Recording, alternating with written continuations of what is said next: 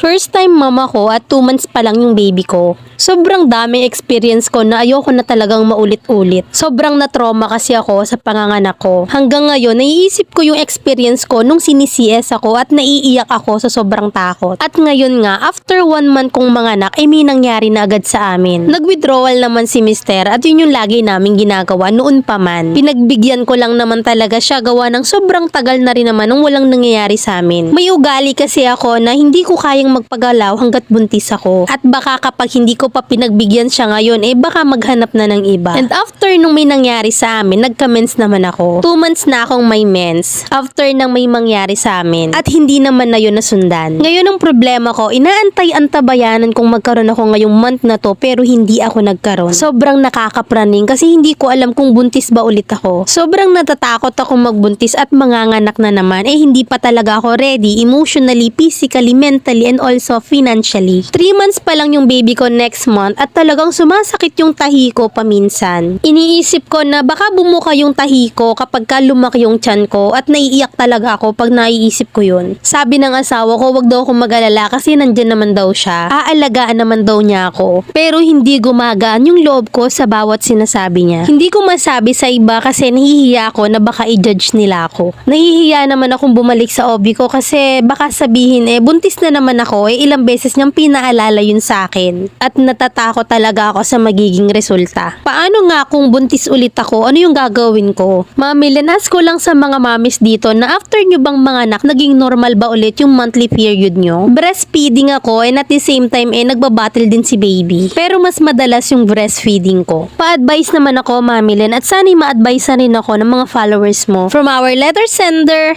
Erica ng Masbate.